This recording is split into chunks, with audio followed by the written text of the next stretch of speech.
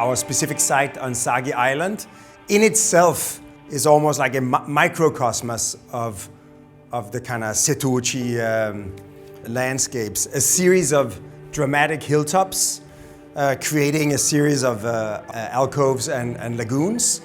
So creating a very intimate relationship between the distant view and the sort of immediate surroundings. Japan is one of the cultures in the world where the commitment to craft and the care for quality remains intact, living and breathing. And in that sense, you can say that the Danish modern architecture is incredibly informed by traditional Japanese architecture. The tectonic honesty, the simplicity, the thoughtful choice of simple quotidian materials has very much informed Danish architecture. And in that sense, it feels almost a little bit like coming home when you go to Japan. So essentially, you can almost say that the design process was less about imposing ideas onto the site, but more about visiting the site, understanding the site, observing the site, and imagining how to best inhabit this very specific and particular landscape.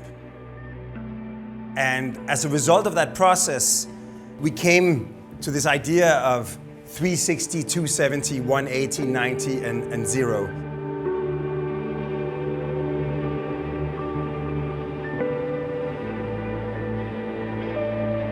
And essentially 360 is obviously at the top of the hill. You have the opportunity to create a destination that on one hand has 360 degrees views in all directions. That also makes it the most exposed. So as a counterbalance, we created an internal courtyard that is completely private from the surroundings. 270 is sort of off to the side, but actually offers 270-degree views of the surrounding archipelago.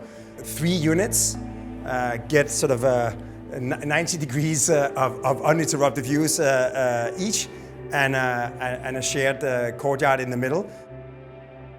180 is sitting on a kind of peninsula ridge, reaching out into the view, but also withdrawing back onto the landscape, and of course offers views in 180 degrees.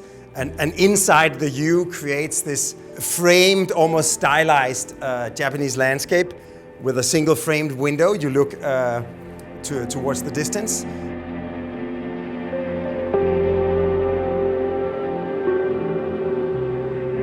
You can say first and foremost, the architectural sort of material palette is somehow very rooted in the site and in sort of the local culture and geology.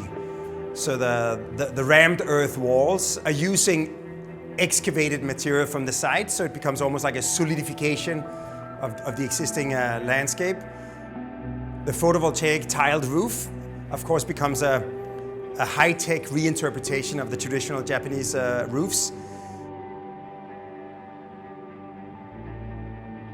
I think today there's a necessary transformation happening in the space of hospitality, and I think there is a desire to explore alternatives to the kind of traditional model of what is a hotel and the star system, etc. And I think as part of that experience, the architecture and the design becomes a major element in the overall hospitality experience.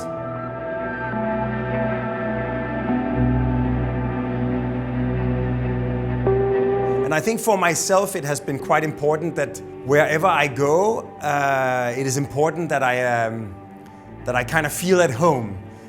I think what Not A Hotel is trying to offer is to create a kind of thoughtful, personal, intimate, and carefully crafted environment that you can find that won't be the same in every part of the world.